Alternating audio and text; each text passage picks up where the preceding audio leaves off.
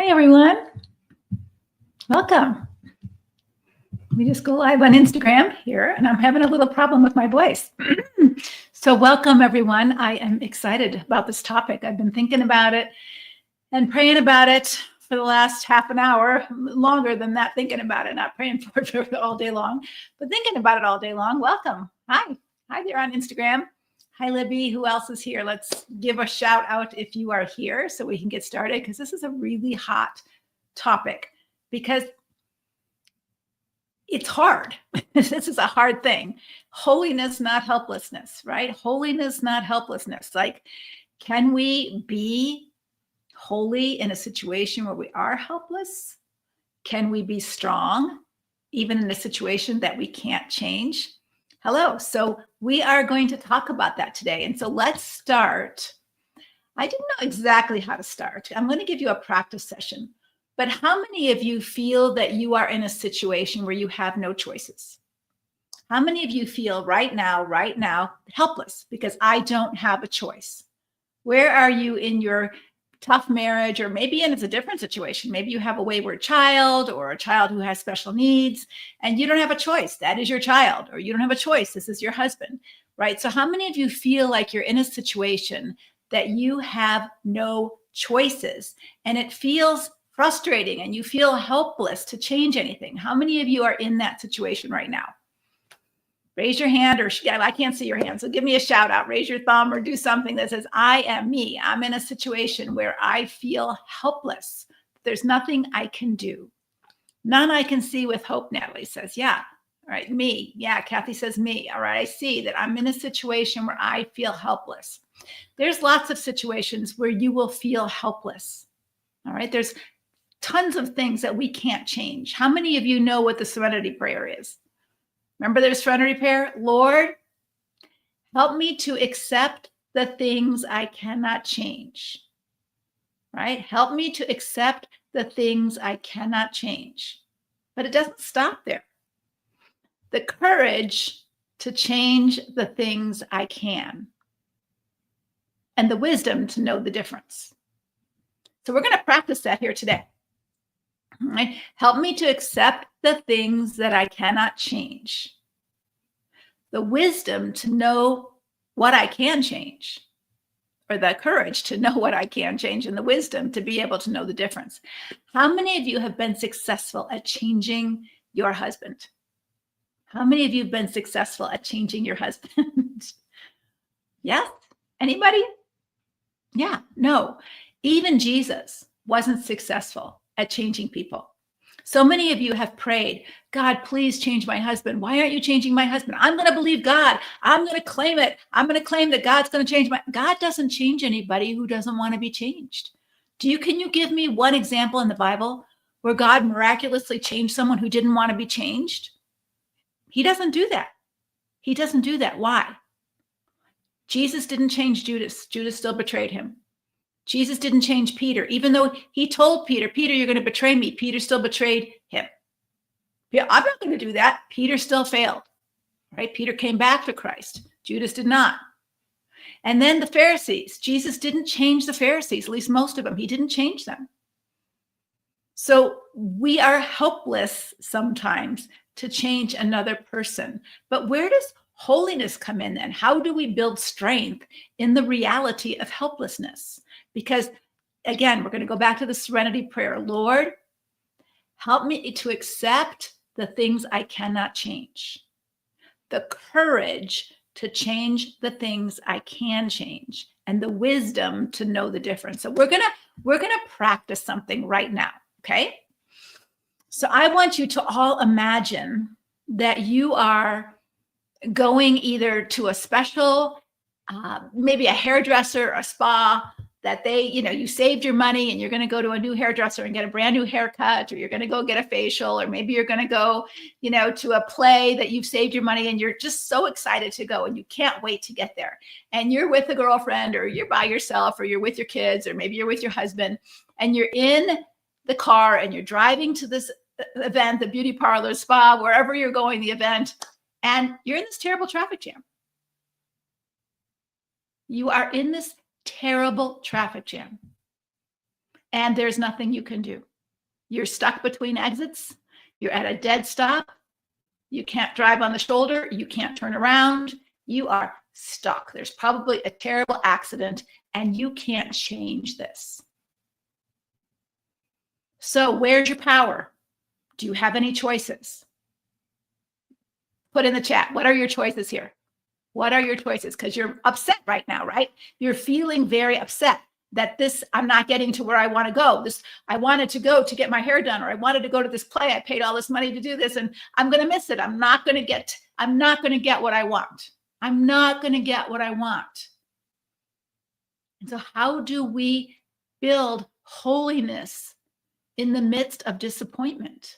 We are not going to get in this little incident that we're talking about right now, the traffic jam. I'm going to the spa. I can't get my hair done. I'm going to have to pay for this appointment because they told me if I don't show up, I'm going to have to pay for it anyway. Or I've already bought my tickets. I'm not going to get a refund. I've lost this money. How do you do this? Yeah, Kathy says, I can choose to call the hair place and tell them I'm going to be late. But let's say you're not going to make it. It's a traffic jam that's ended. You're not going to get anywhere. All right. Hope I have a full tank of gas and it's not 115 degrees outside. Okay. What else could you do? What choices do you have? I don't have the choice to get out of this traffic jam, but do you have any choices at all? You see, one of the things that God doesn't change people who don't want to be changed, because he has given us a very powerful tool to our holiness, to our development, to our maturity, and it's called choice. It's called choice. And when you've been in a situation where you've been traumatized, or you've been over sanitized as a woman in the Christian church, where you've been taught that you have to submit to everyone and you don't have choice, you put yourself at a disadvantage, because God has given males and females choice. Eve chose to sin. She got that choice and God didn't stop her. So you have choices. Okay, Kristen, I can turn on a positive podcast while I'm in the car. I can choose my attitude while I'm in the car. This is really important. Accept the circumstances as they are, and then look for what God has for me in the moment, right? I'm going to accept the things I cannot change. I cannot change this traffic. And what can I change? I can change my attitude. I can change my posture. I can change my feelings. I can begin to shift my feelings if I want to, but sometimes we don't want to. We're just so mad. We're so disappointed that this doesn't change, that we're stuck in resentment and anger that we can't change. So I've drawn this for you before, but we did it again. So I have this little chart for you. And there's our example. Let me get my pen here. Hold on. Get my pen here. So when the external of life, you cannot change this. So here's the traffic. We just talked about this right now. When the traffic is what it is, or the husband is what he is, all right? So often we put all of our energy in trying to change this. And because it's not working, we can't get out of the traffic jam, or we can't get him to understand. We can't get him to change. We can't get him to love us the way we want him to. We can't get him to be responsible. We can't get him to go to counseling. We can't get him to stop drinking. In here, this internal part of us, our heart, our mind, I don't know how to draw the mind, just a little question mark, and our will, this internal part of our, guard your heart above all else. Take every thought captive to the obedience of Christ. You get choices here. You get to decide. Are you going to do this? Are you going to do this? This is where your power lies. Help me to accept what I cannot change and the courage to change the things I can change. What is what you can change? Well, maybe you can change a little bit of the external, like looking at a podcast that you could listen to, or, understand the moment might be saving you from a terrible accident, all those kind of things. But this is where your power lies, ladies. And so often as Christians, God says that there's times that we cannot change this. But if you want to learn to be holy, you're going to have to learn to deal with this, because this is where your holiness is. It's not in here. And so if we want to learn to be holy, then we have to learn to deal with the external, whether it's minor, like a traffic jam, like we just talked about, or I just burned dinner, or I just stubbed my toe, or my hairdresser cut my hair and I don't like it. Whatever it is, little or big, I just got diagnosed with cancer. I just got divorced. I just found out my husband's a porn addict. These are horrible things out here that some of you are going through. And you might not be able to fix this. You might not be able to change this. I'm not saying don't try, but many of you have tried till your knuckles are raw, your knees are bleeding from praying, and you're mad at God for not changing this. But maybe God wants to change this. God wants to help you learn something. In the book of Philippians in the Bible, Paul says something really profound. For those of you who've never read the book of Philippians, I would encourage you to read it today. It's only 4 chapters long. It's got some powerful teaching in the book of Philippians. It's in the New Testament. But Paul is writing this letter in jail. Now, the Apostle Paul was saved in a miraculous way. Some people say, well, God changed Paul. God did change Paul, but Paul bowed his knee. Paul agreed with God. I need you. I am wrong. You are right. God didn't just zap Paul. Paul then went into isolation blind for 3 years in training in this part of his life. So Paul thinks he's an apostle to the Gentiles. That's what he believed his calling was. And yet he's spending so much time in jail. And so the book of Philippians is written from a prison cell. He can't change that. He is in jail. Maybe you're feeling like you're in jail too. It's called marital jail. When you're in a destructive marriage, you feel like you're in prison. So the book of Philippians is so applicable to right here, right now for so many of you. And the Apostle Paul says this in the book of Philippians: I have learned to be content in all situations. If I can get out of jail, I'm going to get out of jail as fast as I can get out of jail. But when I'm here, I am not going to be bitter and angry and gnashing my teeth. Why, God? Why are you allowing this? I'm going to learn what I need to learn. And so Paul learned all kinds of things while he was in jail. And he was writing all these things down in the book of Philippians, in the book of Ephesians and Colossians and other places, that he wrote a lot of these letters while he was in jail, while God was teaching him holiness. And so I want you to see that the season that you're in right now in your destructive marriage, there may be a season when that's over with, and I hope it is, whether he gets better or you get out. But don't waste this season gnashing your teeth because he won't change. There is something for you to learn in this season. And I'm going to be teaching you what that is in our workshop next Tuesday. We have thousands of you have signed up. I'm just honored and humbled by the amount of women that have signed up to attend this workshop. I'll give you the link for it in a minute. It's going to be off of social media so that we can be honest and real. You can be in the chat without being afraid that that chat is going to be public. It's not going to be public. It'll only be available for you to be on during the webinar. When we send out a replay for you to watch the webinar later, if you can't attend, you will not be privy to the chat. The chat will not be public because we want you to have that privacy. We will also, so I'll be doing the workshop for about an hour.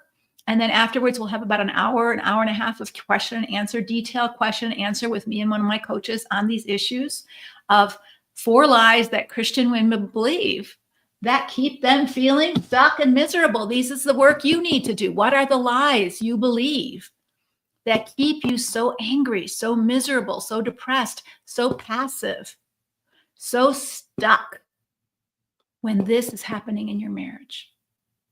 I want to help you to understand that there are things for you to do right here, right now, even if you can't change this, even if you can't get out of this. And I'm not saying you can't get out of this or you shouldn't. And I'll be talking about that in the workshop, that God doesn't hate all divorce. But even if you get divorced, you've got hardship on that side of the street too.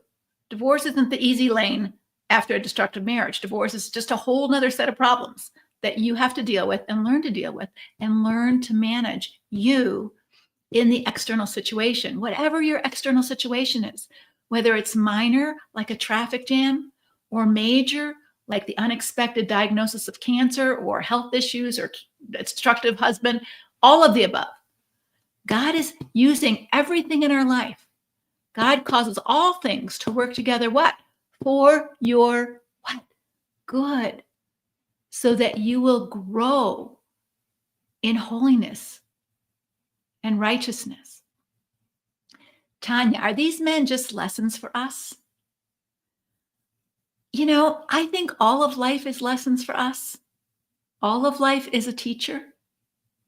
Sometimes we notice the teacher and sometimes we don't notice the teacher. But all of life is a teacher for us. God doesn't waste anything. And if he allows us to go through something hard, it's a lesson for us to learn too. And it might be a lesson that we need to learn. Like a good friend of mine is going through something really hard at work right now. And it's unfair and it's wrong at work. But the lesson for her is she needs to learn to speak up for herself. She needs to learn to set boundaries. And I believe that God is allowing her to go through this at work because she's not learned it in her previous job. She just leaves. She doesn't deal with it. She's having a hard time doing it in other places of her life. And so God keeps repeating the lesson until she learns that she has got to learn to do this. And so if we can begin to see that God doesn't waste our suffering, if he allows you into a school of suffering, it is not because he's mad at you. It's not because he doesn't care about you. It's because he is training you in holiness. And I'm not saying it's fun. Nobody signs up for school of holiness, school of suffering. Nobody signs up for that. That's why God just sort of puts us in there. But if you're in a destructive marriage right now, I've been working in this field for 40 years, ladies. I've been working with women in destructive marriages for 40 years. And I'm just going to be really honest with you. Some of you are married to true, horrible, horrible people, and I hope you get out. But if you don't learn what you need to learn in that, I have seen it, that you just end up marrying someone who's just as destructive, maybe in a different way, because you didn't learn to speak up for yourself. You didn't learn healthy interpersonal skills. You didn't learn boundaries. You didn't learn the things you needed to learn the first time. And so now you are in it a second time, or you're in it with an adult parent, or you're in it with a sibling who's narcissistic, you're in it with a coworker. God is going to help you to learn these things because he wants you to grow in holiness. He wants you to grow. He wants you to learn how to guard your heart above all else, for it is the wellspring of your life. He wants you to learn to trust him with all of your heart and don't lean on your own understanding. The most natural thing for us to do when someone sins against us is to sin against them right back. You hit me, I'll hit you. You're mean to me, I'm going to be mean to you. You bite me, I'm going to bite you. And that is our human nature. But that's not God's way. That is not God's way. But when someone bites you, whether it's a little bite or a big bite, they infect you with poison. So I want you to imagine this. Your husband, I'm not saying he's doing this on purpose. He may not be, but he's doing it. In his anger, he's sinning against you. He's shooting a poison dart of words that are hitting your heart. You're a worthless piece of, what he says. And it hits you. And the poison starts coursing through your heart. And what do you feel? I hate him. I wish he were dead. Right? I mean, let's be real. You feel that. Whether you say that or not, some of you do. And some of you don't, but you're feeling it.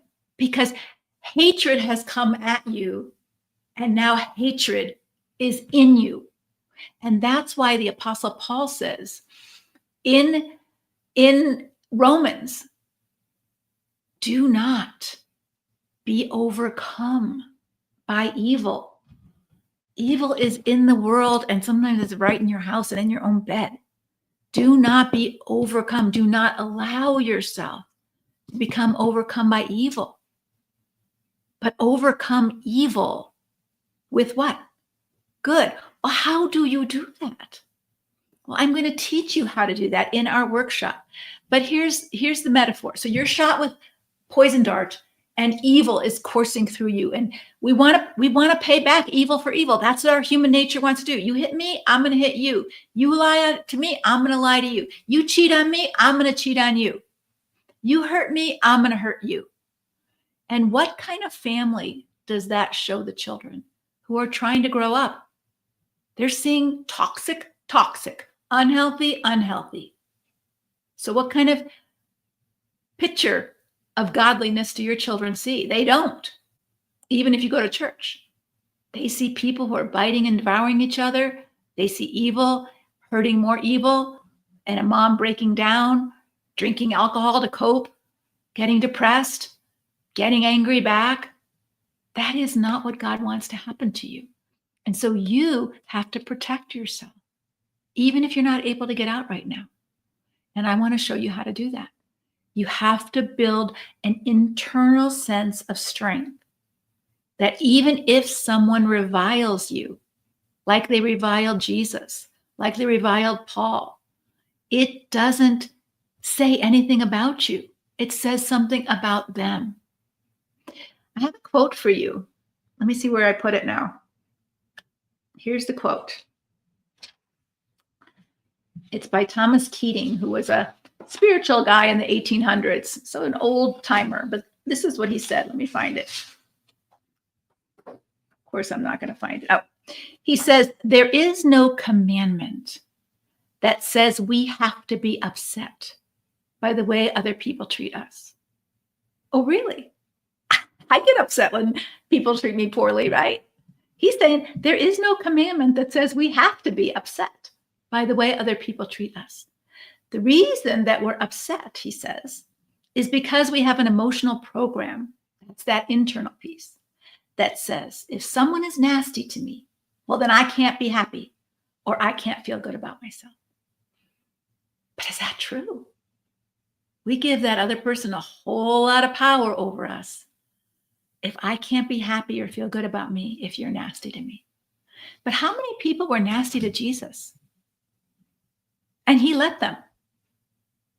But it didn't, I'm sure it hurt his feelings a little bit, but it didn't derail him. It didn't cause him to go in a heap and say, oh, I can't do this, God. They're so mean to me. I can't, I need them to love me in order for me to be okay. He didn't have that. Now, he was God. But what God wants us to learn is to find our value and worth in what he says, not in what a person says, because they're just a sinner, just like you. They're going to say bad things. They're going to say sinful things. So now the sinful poison arrow has hit your body. And Paul is saying, you need an antidote. You need to apply the antidote. I was walking the other day. I took a video of it. I won't take the time to show it to you. But I was walking, I take these 5-mile hike every morning, and I'm walking in the woods. And all of a sudden I hear this. It's a rattlesnake. He was warning me, don't come any closer. And he was right across the path. I could not walk closer to him. He was giving me a warning, fair warning. If you come any closer, I'm going to bite you. And I listened and I just sat on a rock, literally slithered away into the woods. But if a rattlesnake were to bite me, I would need an antidote, right? I would need an antidote because the poison is toxic. It's toxic to me. So when someone bites you with hateful words, emotional abuse, physical abuse, spiritual abuse, all of the above that we talk about in our ministry, Paul says, don't let that overcome you because it will. And it will turn you into someone who bites back. Someone who bites you with hate and bitterness, you're going to have hate and bitterness back because they put that poison in you. And so Paul says, do not allow yourself to be over. It's not that it's not going to happen to you. You're going to be bit, but do not. So what's the antidote? Overcome evil with what? What does it say? Overcome evil with good. What does that look like?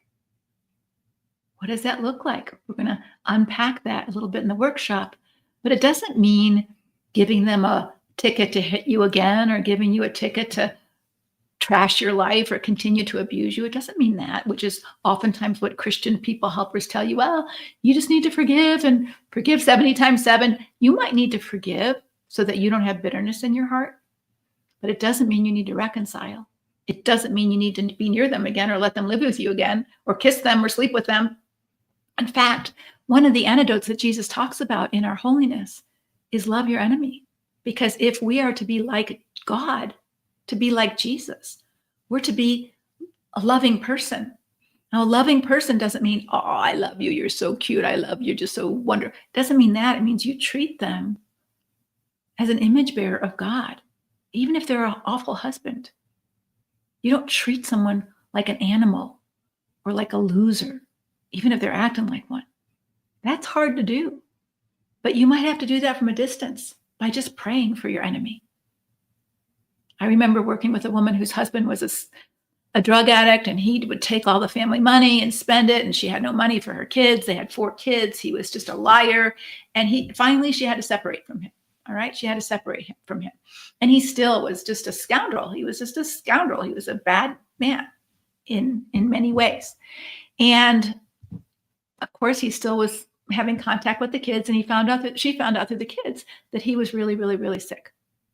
Like couldn't function sick, throwing up sick, not cancer sick, but just terrible flu.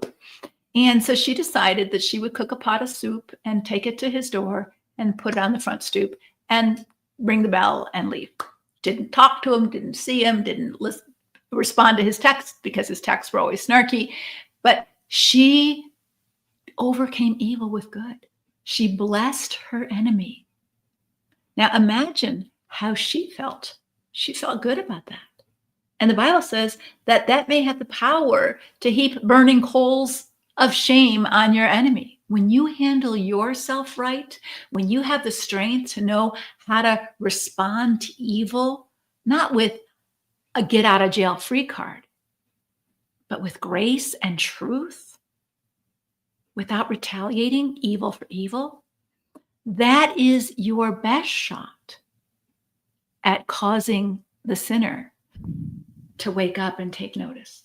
Now, often they don't. They mock you. They shame you. But sometimes we've had experiences in our group, and I've had men who have called me on the phone and stopped me in a bookstore or in a conference I'm at and said, thank you. Thank you for helping my wife speak the truth in love to me in a way that I could hear it. Because I finally realized that if I didn't get my act together, I was going to lose an amazing woman. Because she had boundaries and she had her no, but she didn't say it in a wicked, ugly way. That's where your power lies, ladies. Not to necessarily save your marriage, because you don't know that, but to save yourself from continuing to be unhealthy and dependent on another man to validate your worth. When you are holy, when you really center yourself in God, you're validated. You are a daughter of the Most High God. He loves you and wants you to embody and embrace his character qualities. And Jesus didn't put up with crap. There was times that he escaped from people who were trying to harm him. I'll talk about that in the webinar. But don't believe for a minute that Jesus just let people hurt him all the time.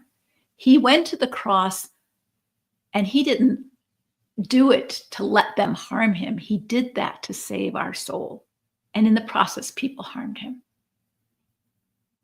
Right? And sometimes people will harm you too. But how will you handle that? How you respond to that is your choice. And your choice is where your power is. When you feel helpless and someone says you have no choices, do not ever let a Christian leader tell you you have no choices. I can't talk and work my, what's called my computer at the same time. So just give me a moment to put the banner up. If you want to sign up for the workshop, I want to just put the link up there for you. So it's August 12th, Tuesday at noon.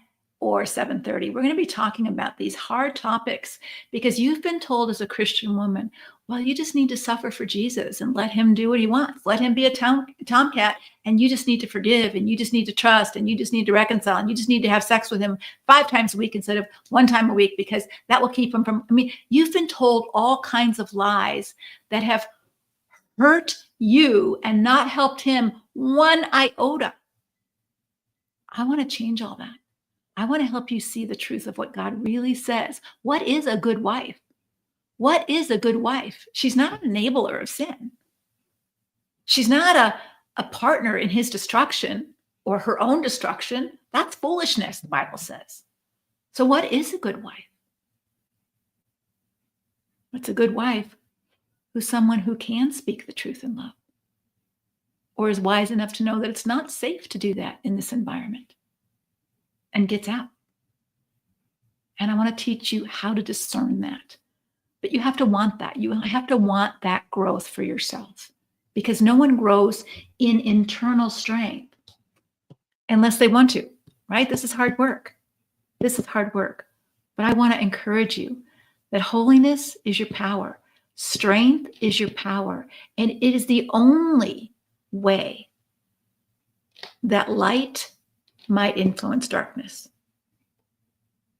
And even if your light doesn't influence his darkness, and in many cases it won't, because darkness hates the light, your light will influence your children, and your children need one healthy parent.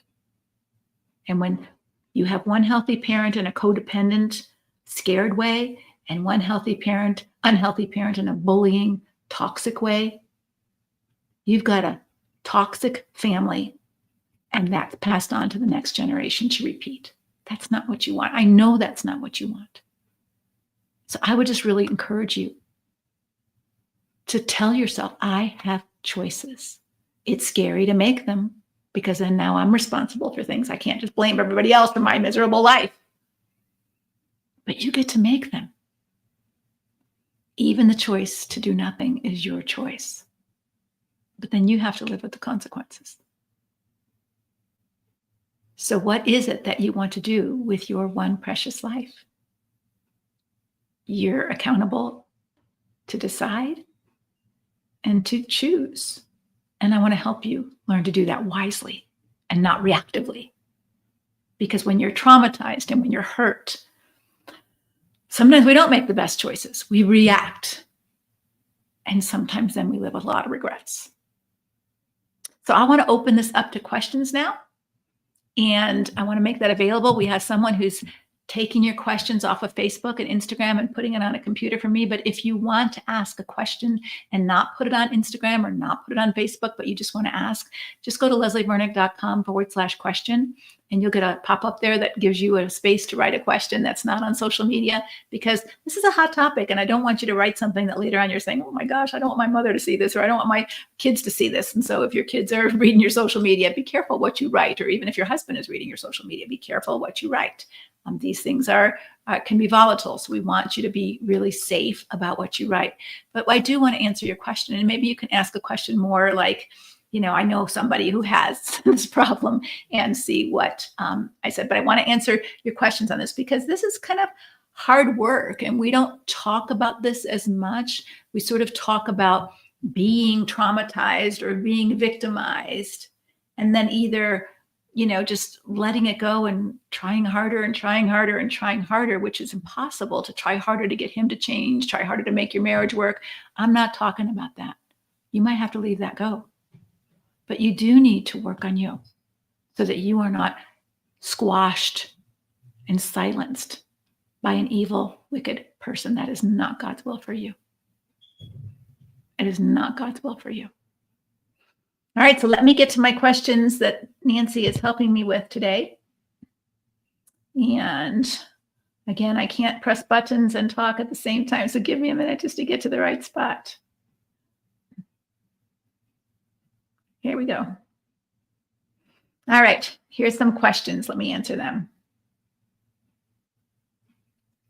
Are these just lessons for us because we don't love ourselves enough? That was sort of the question I started to answer in the chat. No. These are questions, these are lessons for you because all human beings Some people love themselves too much and they still need these lessons, all right?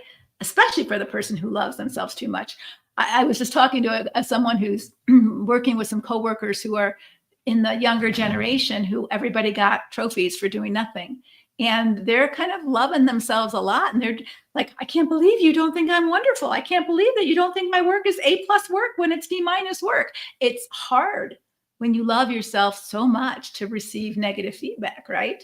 It's hard to hear that you need to do something different. So it's not that I don't love myself too much or I love myself too much. Our humanity. So Jesus says and God says, it is God's will. This is God's will for you. If I could say it in one sentence, it is God's will that you mature.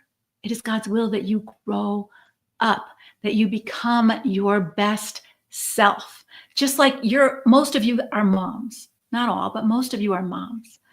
You would not be a good mom if you let your child stay a child. If you were wiping your child's rear end when they're 10 years old, there's something wrong with you. That's your child's job to do.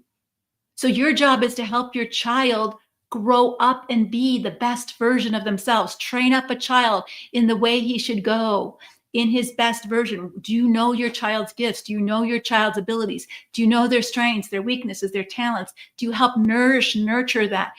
The Bible tells Timothy, fan into flames the gifts that God has given you. You are called to be mature. And I'm going to talk about that in the workshop, because guess what we're told? You just need to die to yourself. Oh, I'm to become nothing, just a wife, just a role. No, you're not. That's not what the Bible means by that. And I'm going to teach you from the Bible what it really means.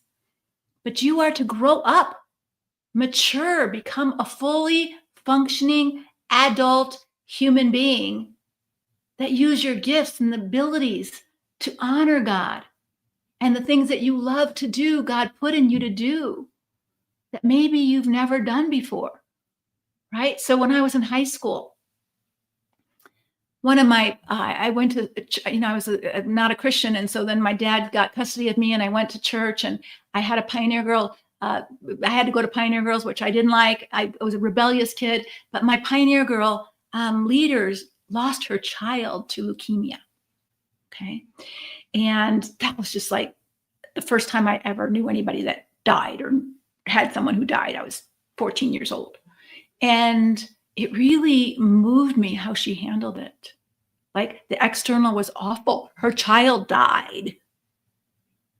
And yet she was like this amazing, not like, oh, my child died, but she cried her eyes out and was real about it. But she was different than how I would think a person whose child died. She was a godly woman who trusted God. And so at the time, I painted a picture of her daughter. I didn't know I knew how to draw or paint or anything, but I just felt moved to paint this picture of her daughter. And then I put my paints away and I never painted anything after that. And I knew that God had given me some ability to paint, and I'm working on painting again, right? So God put some things inside of you that you're to develop, that you're to fan into flames. When I was 40, he called me to write a book. I'm like, God, I don't know how to write a book. But he called me to write a book, and I had to fan into flames those gifts. Right? And so God has called you. He's given you gifts and abilities that you're to develop and nourish. And do not let your husband rob you of those things. You're not accountable to him. You're accountable to God. You married him, but he is not your God. God is your God. And so part of, if you're in a good marriage, your husband knows that. I'm not your God. I want you to become your best self. How can I help you? And I want him to become his best self. So how can I help you? That's the blessing of a good marriage. But when you are squashed and demeaned and put into a box of, you just have to be a wife and your job is to serve me and take care of me, and I always to come first, and you're just to die to yourself, and you believe that, then you're not listening to God as God. You're listening to your husband as God. And I want to teach you what God really says about this. And so it's not that you don't love yourself enough or that you love yourself too much. It's that you're not listening to God, because God will use all things for all of us to help us grow. It's not that you don't love yourself enough. It's that God loves you too much to let you stay immature. just like you love your kids too much to let them stay immature, right? So you're going to say to them, no, you have to do your homework yourself. You have to figure math out. I know how to do math already. It's your job to learn how to do math. Oh, Mom, you're so mean. I don't know how to do this. Yes, you do. You're smart. You can learn how to do math. I'll help you, but you have to figure this out. You can figure this is what we do as moms, right? Not because our kid doesn't love himself enough or loves himself too much, but because he needs to learn math. He needs to learn to read. He needs to learn to write, or she does. And so we teach them and let them learn and give them the responsibility to do it. And they think we're being mean because we won't do it for them. And we think God's being mean because you're making me do this. And I don't want to have to learn this. But he's saying, you have to learn this. This is part of your growth. This is part of your growth and maturity. When my daughter, she was bit by a dog on vacation, right in the face. And she had it was a big dog, big jagged teeth marks right around her face. And he didn't rip her cheek off, but she had big teeth marks. And so we took her to the emergency room. She was 8 years old. And the emergency room, we were in a very rural vacation spot in Michigan. And he said, I can stitch her up, but she's going to have horrible marks all over her face. You need to go to a plastic surgeon. But that hospital is 2 hours away. So we had to drive, 2 hours away with an 8-year-old screaming in the car. I hate you. I hate you. I hate you. I don't want to go. I don't want to go. You're so mean. Because she was scared. She was scared. And that's what we do with God too. We get scared and we're mad at God and we, scream at him. Don't make me do this. And God is saying, hey, you need stitches. You need help. You need to mature. I want to fix your face. Whatever it is. I know what's good for you. I love you. And I didn't hold it against my daughter that she was mad at me or she started screaming at me. She was 8 years old. She's immature. She doesn't know any better. And God knows that about you too. You're immature. You don't know better. But he loves you enough to still put you in school, to still help you grow and mature, because it's not because there's something wrong with you. It's just that you need to grow up. All of us do. And so I hope that answered that question for you. Why are religious leaders blind to this and betray us almost worse than what our husbands have done? I think there's lots of reasons for that. So let me just summarize it as quickly as I can. I think most religious leaders mean well, because that's what they've been taught. But we have a whole system of patriarchy and misogyny, and racism. And I'm not trying to be woke or anything like that. But if you just read the culture of the time, Middle Eastern culture, I've been in Middle Eastern culture. It's still pretty misogynistic. All right. I've been in Iraq where me as a woman was not allowed to travel alone. Even as an American woman, I could not travel all by myself. Now I could travel with another woman, but I could not travel by myself. That's just how the culture is. So it was in a very patriarchal, misogynistic culture where men had all the rights, women didn't have any rights. And even in our United States culture, did you know that when I graduated from college, now this wasn't a religious issue, but it was an American issue, I could not, as a college graduate, grown-up woman, take out a credit card or a bank loan in my name. Couldn't do it. I had to either have a husband or a father sign if I wanted to get a car, if I wanted to buy a house. I was a college graduate. I had a degree. I could work. I could earn my own money, but I could not take out my own loan. So we have a history of this that feels very normal and right to people who have all the privilege of those rights, and feels very wrong to those who don't have those rights, right? And so I think that what we've done is we've looked at culture, both biblical culture, and I'll talk a little bit about this in the workshop, and we've said that's God's will. And so when I read the Bible, I'm always asking myself, is this descriptive of the culture, or is this proscriptive of God's will? For example, the Bible talks about slavery, and it doesn't really say, thou shalt not have a slave. But the way that God told the Jews to treat slaves and the way that God told Christians to treat slaves was very different than the current culture. And so we know that God has a heart against oppression and against slavery. He didn't say, thou shalt not have a slave in the Bible, because that was the culture. That was the normative. So it was descriptive of the culture, but it was proscriptive of how we treat slaves. Just like marital abuse was very common in that culture, both in the Greek culture and in the Roman culture and in the Jewish culture. And so that when God starts making laws about marriage and he says, husbands, love your wives, this was like, what? Our wives, we buy our wives, their property. They give us a dowry. We don't love them, we own them. It was unheard of in the culture.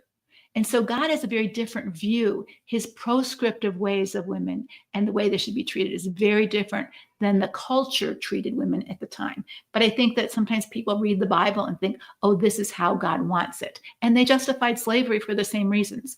And so I just think we have to learn the heart of God. And I'll explain a little bit that in the workshop. But please show up at the workshop to get more of that teaching. And also, I've been working on a 6-page workbook for you so that you'll have those Bible verses. You'll have it in writing for yourself so that you can study it later for yourself. All right. So I really want to help you get strong. The 4 lies that Christian women believe and what you can do about them to get healthier and stronger. Because we want you to, even in a destructive situation, whatever situation you're in, we may face persecution and suffering as Christians. I mean, I just read about, some of the Christians in different parts of our country, not our country, but the world, getting beheaded because they're Christians. This might happen here too someday. How do we get strong internally so that we can deal with what's happening externally in a godly way? That is God's will for us. So please show up next week. But let me go to the next question. What if, as we're setting boundaries, they say we're giving ultimatums, not honoring marriage? Okay, so this is a very typical tactic, both because people have misunderstood boundaries and applied them improperly, and also because men don't want you to tell them what to do. And so they will manipulate the words to scare you into backing down, right? And in our coaching groups in Core Strength, we actually practice with women on how to say those things and how to deal with the arguments that go into your mind and all of that kind of thing. But let me just say this. We have set boundaries incorrectly. People have been taught to set boundaries incorrectly. So if I were setting a boundary with my neighbor whose dog or who doesn't clean their house and they don't clean up their yard, I have no right to set a boundary on my neighbor. I can't say, you can't leave your leaves in your yard all the time.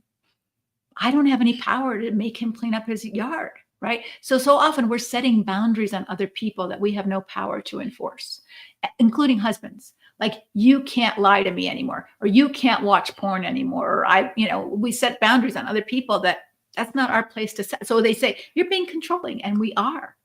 You cannot control other people's convictions, decisions, or actions. You can influence them, hopefully, but you're not going to control them. So if somebody was smoking in your house and you said, you can't smoke here, they can say, I can smoke wherever I want. Well, you can't smoke in my house. This is my house, right? So now if it's your husband, it's his house too.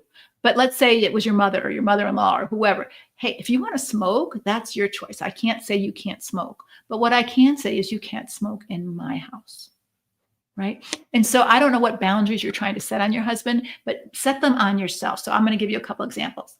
Let's say you're going to a party and you already know he's going to drink too much and he's going to want to drink and drive. And you don't want to drive home with him because you did that last time and you're scared for your life and all of that. And he won't give you the keys and he won't let someone else drive and all of that.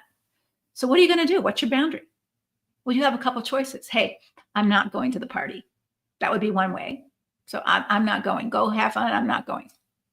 Or I'm not going. I'll go to the party, but if I see you drinking too much, if you don't let me drive home, I'm not driving home with you. So I'm not driving home with you. I'll call an Uber. I'll ask a neighbor to take me home. I will, go stay in a hotel. I'm not driving home with you. I'll drive separately from you. So these are your boundaries of things you will do and you won't do, the things you can control and you can't control. And if they say then, you're giving me an ultimatum. No, I'm not giving you an ultimatum. I'm telling you what I will and won't do. Right? So you don't give someone an ultimatum. You have to do that. It's about what you and you won't do. Right? So if I tell my kids, hey kids, do not come into my bedroom without knocking. Sometimes mommy's coming out of the bathroom. Sometimes I'm not dressed. Don't come in my bedroom without knocking. All right? That's a request. I'm asking change behavior of them. That's not a boundary because they may still come in my bedroom without knocking. right? So what's my boundary? I lock my door. That's my boundary because I can control that. I can't control whether they come in without knocking. I can ask them, hey, please don't, please don't grab me from behind or whatever. But I can't make someone do what I want them to do. That's why we have to understand the difference between setting boundaries for ourselves and trying to control someone else's behavior, especially someone who's snarky and destructive. They will just push us immediately on that. All right. And then I would say the second part of that is you can't worry about what they think. That's that, I have to do this for me, and you may be unhappy with it. Right. So we want to be able to set boundaries and them to say, good job, honey, you set these boundaries. It's about time you grew up. Well, that would be great if you had a healthy husband, but probably most of you do not. So he's not going to like it. Just like if you have kids and you say, give me your iPad. They're like, Mom, you're so mean. Every other mom lets us use iPad, all of that. And you kind of live with it. Yeah, no, you can't have an iPad because it's not good for you. And I can control that because I'm your mom. You can't ask your husband for his computer passwords because that's not your job to monitor his heart. It's his job to do that. All right. So if it's not safe to speak the truth in love and you leave, what are some other things you can do to heal? All right. So you left. And so now you're not worrying about speaking the truth in love to him anymore. And sometimes it's not safe to speak the truth in love. You already tried that, been there, done that. It's not safe. They don't want to hear it. And so Jesus tells you, don't cast your pearls before swine. Don't do that. If it's dangerous, they're going to trample you. So, and we'll talk a little bit about that at the workshop.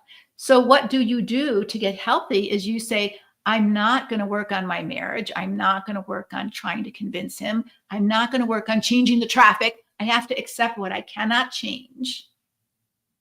And I have to have the wisdom and the strength to work on what I can. So what is unhealthy about me? Or another way of saying it is what needs to mature in me in order for me to take the next right step. So if God's calling me to write a book, it's not because I'm unhealthy, although I was really scared of failure. All right. So I had to deal with that. I had to deal with my fear of failure, fear of disapproval. What if people don't like it? What if people don't want it? What if nobody wants to buy it? All of those things, those boogeymen in your head, you have to deal with if you're going to do something juicy and creative. So I had to deal with that. But I also had to learn to write. I had to go to college. I had my master's degree, but I went back to community college and took a writing 101 course because I couldn't even remember punctuation or grammar in a confident way. And so I just started learning. I had to start growing in that area. Painting. I've been taking painting classes online. I've been having some mentoring. What do I do? How do I do this? How do I mix colors? I have to learn. And so it might be that you're taking the focus off of trying to change him and save your marriage. And you're putting the focus on what do I need to heal? Maybe I need some EMDR. Maybe I need some trauma therapy. Maybe I need to learn to regulate my emotions. Maybe I need to learn to pay attention to my body because in Christian teaching, I've told everything is my head, nothing is my heart or my body. And so I just have to ignore that. And I'm one big old head, but that's not working because I know it in my head, but I don't feel it in my heart. And I'm just this mess inside. And so I've got to start doing some of my own work to integrate as a whole person, to calm myself down, to be able to sleep at night, to be able to breathe, to be able to not get so triggered by things in my environment that aren't meant to trigger me, but I'm still getting triggered because of what happened. Right? So that's your work to do as healing work. Because even if you were hit by a drunk driver and they left the scene, it's not your fault. And I'm sorry, but if you want to get well, you have to do the work. It's not your fault. They crashed into your car, they wrecked your legs, and you're in the hospital in intensive care, and you've got to do 6 months of physical therapy if you want to walk again. And if you want to walk again, you've got to do the work. And I think in our culture, we've sort of resented that. And I understand it's not fair, but if you want to get well, and I think you do if you are here this long with me, then that may be what you need to do. And so embrace it and do it instead of resent it. All right, next question. Oh, before we do that, could you put your takeaway in the chat? We love to have you take a moment to really kind of reflect. All right, Lord, what are you telling me for me? What are you telling me for me? Because in our information age, you've gone to church, probably most of you who are listening to me, you've gone to church longer than I have, or probably not anymore because I'm pretty old. But I've gone to church for 40 years. I took piano lessons with my daughter for 12 years. 12 years, we took piano lessons because I was her mother and drove her there, and I sat and listened. I can't play the piano like her. I know it, but I can't do it. Why? Because I didn't practice it. I didn't practice it. You have to practice these things in order to really grow. I couldn't write if I didn't practice writing. I can't play pickleball by learning it from a video. I've got to practice pickleball. I can't paint by learning it from a video. I have to practice painting. You're learning some things from me, but you will now have to take it and put it into practice. He who hears these words and puts them into practice, Jesus says, right, is like a wise person who builds their house on a rock. And when the storms come, the external storms, guess what? Guess who stands strong? Because you did your work. And that's what I want to teach you about in this workshop next Tuesday. So I really ask you to show up. And if you show up, we're going to pick one person from the morning or the noon session at noon and one session from the 7:30 p.m. session. Both of them will be live. And we're going to pick one person who stays to the end, and you're going to get a free 45-minute coaching consultation with me via Zoom or phone or wherever you are in the world. We will do that because we really want you to show up. We want you to learn what you need to learn so that your husband doesn't constantly get the best of you. That we want the next generation of children to be healthier, and that's partly up to you. For you to be their one healthy parent. If he never changes, you've got to change and you've got to get stronger. Even if you're really, really hurt and beat down in this marriage, it is God's will for you to heal and get stronger. It may not be that your marriage lasts. And don't put that as the penultimate goal. Your penultimate goal is to be a God-centered woman, not a husband-centered woman or a marriage-centered woman. That's idolatry. But it's been taught in the church as noble. And I'm going to unpack all those lies on Tuesday. All right. What if you know his behavior would be considered abusive, but he claims he also doesn't feel safe with you? That's a very common thing that they start using language. Of course, he doesn't feel safe with you anymore because you're now calling him out on his abuse. And he doesn't. So the darkness hates when the covers are off and the light comes into the room, right? Oh, the bugs scramble when you turn on the lights. And so he doesn't feel safe with you. And so it's not so I think an interesting, curious question would be, what do you need in order to feel safe? Right? So that's always a really good question to someone who says that I would love to have a safe conversation. What do you need to feel safe? And he might say, remember the people say, stop confronting me with the Holy One of Israel. I don't want to hear. I don't want to hear. And so let him. He doesn't want to hear. That tells you something, because he cannot grow if he doesn't want to hear. Jesus didn't keep beating people over the head who were blind and deaf. He said, you're blind, you're deaf, you cannot hear. He said it to the Pharisees. You're like whitewashed tombs. You do not want to hear. And they did not want to hear. And Jesus was not safe to them. That's why they wanted to kill him. And so please steward your safety, because some of you are living with some pretty dangerous men. Pretty dangerous men. All right. Do you have your takeaways? I want you to make sure that you get your takeaway. Here's one. When evil comes my way, I can't let it dwell in me. I need to repay evil with good. I'm responsible for my side of the street. Thank you, Lillian. That's great. Do the work. Do the work. That's a phrase we use in our organization. Do the work. Because we're so mad that he's not doing his work, right? We're so mad. We see really clearly he's got a ton of work to do, and he does. I'm not minimizing that, sister. But if he doesn't choose to do his work, it's still going to impact you. And you've got to do your work of healing and then growing. Right? If the drunk driver hits you and they never apologize and they never pay for your physical therapy, you still have to do your work to get well, or you're not going to be able to walk again. And that's what I want to just leave you with, the message that you have work to do. The damage is real to you, your kids. And there is hope and there is healing on the other side. But stop focusing on him and start focusing on you. Not in a self-centered, selfish way, but in a stewardship kind of way. And I'll be unpacking that at the workshop, that it is not selfish to steward your one precious life. God calls you to it. That is part of being holy, is to steward. Guard your heart above all else. That's stewardship. It's not selfishness. Take every thought captive to the obedience of Christ. That's stewardship, not selfishness, but it takes work to do it.